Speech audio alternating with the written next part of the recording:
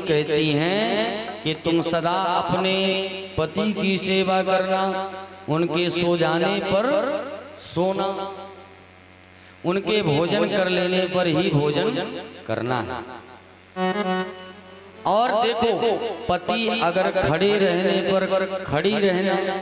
अब ये थोड़ी है पति देव नीचे बैठे हैं, पत्नी आई कुर्सी लेकर बैठ गई और खूब पंचायत चल रहा है। माने अगर पति है, अपने से बड़ा कोई वहां खड़ा हुआ है तो खुद खड़े रहो। पति देव बैठ जाएं तो उनके नीचे बैठे। बड़ा ही सुंदर उपदेश दे रही हैं। घर में सदैव पति के निकट रहना, बिना पूछे जाना नहीं कहीं। पतिव्रता नारी को सदैव सौभाग्य के चिन्हों का धारण करके रखना चाहिए। कभी कभी जल्दी से स्नान करके कुमकुम की बिंदी लगानी चाहिए। केश संस्कार करने चाहिए। दरवाजे पर बिना काम के ज्यादा देर खड़े नहीं होना चाहिए। बहुत से देखता हूं कि दरवाजे में 2-4 लेडीज अगर हो गई तो 2 घंटा खड़ा वहीं बैठ जाती हैं।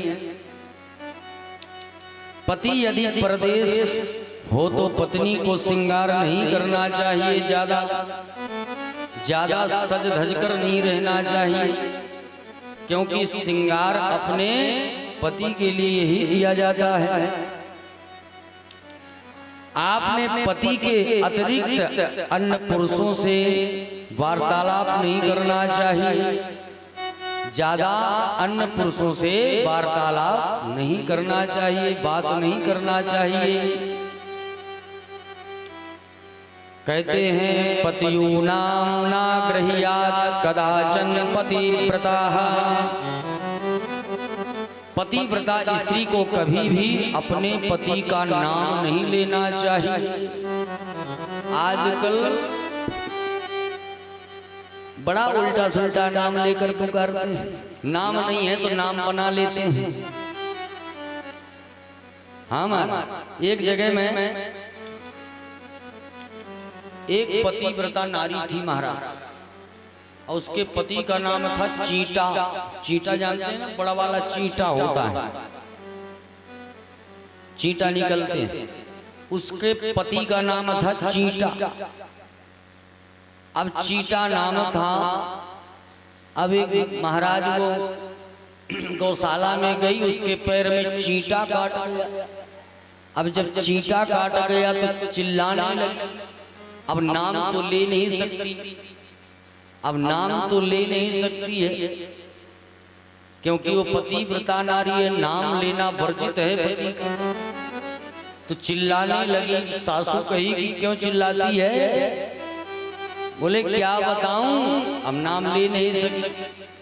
तो बोली जो चींटी के बड़ा वाला होता है वो हमको काट गया। प्यार से बोलो, चींटी से बड़ा वाला जो होता है वो मुझे काट लिया, लेकिन पति का नाम नहीं, क्योंकि पतिव्रता नारी अगर नाम लेगी तो उसका पतिव्रता जो तप है वो नष्ट हो जाए।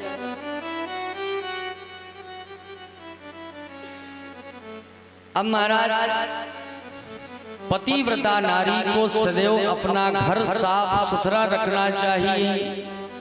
स्त्री को व्यापक काम करना चाहिए और भोजन बनाते समय भगवान का स्मरण कीर्तन करना चाहिए। जब पति को भोजन प्रसादी कराना चाहिए, और जब हम पति से कभी क्रोध नहीं करना चाहिए। अब हमको क्रोध आया, अब आटा माताएं लगाती हैं क्रोध में, फिर देखो क्रोध में जैसा आटा की जैसे लोई बनाए, पुटुर पुटुर किए और जली भुंजरी खवाए दिए, तो जब पति वो रोटी को खाते हैं तो उनके अंदर का भेष और बढ़ जाता है। और जिसके पति ज्यादा पतले हों उसको सुंदर रोटी फूली फूली खिलाओ, जब वो भी फूल जाए। अगर क्रोध में रोटी बनाकर खिलाओगे तो उनके ज्यादा विकार आएगा और टेंशन बढ़ेगा। और भगवान का नाम लेकर, अगर भगवान का नाम लेकर प्रसादी खिलाएंगे तो उनका जैसा खाओगे अन्न ऐसा रहेगा। तो कीर्तन करते हुए ही भोजन बनाना चाहिए। रसोई घर में कभी चप्पल पहनकर नहीं जाना चाहिए, ये नियम है। कैसा? अरे महाराज नई चप्पल है, अरे चप्पल तो चप्पल है, कुत्ता तो कुत्ता है, गधा तो गधा ही रहेगा, चाहे कितना साफ सुथरा कर। क्योंकि वहां भगवान रसोई में साक्षात अन्नपूर्णा माता रहती है। एक रसोई का हमेशा पूजन करना चाहिए, दीपक जलाना चाहिए, क्योंकि स्वयं साक्षात शक्ति अन्नपूर्णा वास करती हैं। कि तीर और पति अगर तीर्थ गया है, अगर पति तीर्थ गया है और तीर्थ से अगर पति आता है को तीर्थानी तो या नारी पति पादोकम विवेशिता। शिव पुराण कहती है कि अगर पति तीर्थ से आता है तो उसके चरण को धोना चाहिए पत्नी को, और उस चरणोदक को पीना चाहिए, तो पूर्ण तीर्थ का फल पत्नी को प्राप्त हो जाता है। कि तस्मान सर्वाणी तीर्थानि क्षेत्राणि जाना संशया। पूरे तीर्थ का फल प्राप्त हो जाता है।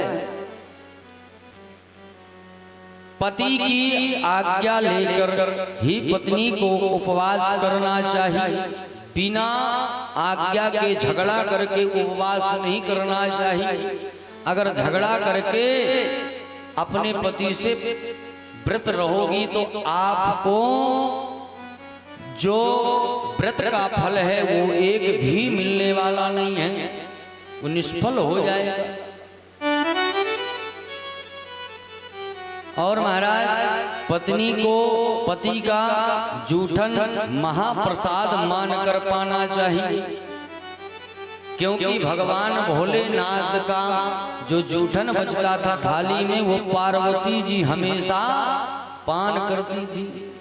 एक बार तो महाराज जूठन नहीं छोड़े थे, पूरा भोजन खा गए थाली का। उस समय तो भगवान को यानी पूरे सृष्टि को अपने मुख में ही डाल लिए भूख, क्योंकि जब तक भोलेनाथ का जूठन नहीं खाती थी जब तक उनका पेट नहीं भरता था, पेट नहीं भरता था, यहाँ तक कि भगवान को ही अपने उदर में डाल दिया। इसलिए उसको महाप्रसादी मानकर पाना चाहिए। अब पति जो बैठे हैं यहाँ तो बड़े खुश हो रहे हैं, महाराज बता रहे हैं तो कुछ सेवा तो होगी, कुछ ज्ञान बैठेगा, होना ही चाहिए। कि किलीबं वा दुरस्थायं वागवितं वृद्धमेव च सुखितं नखितं वापि पतिमेकं न लघयते। गोसाई जी बड़े सुंदर बात कहते हैं। वृद्ध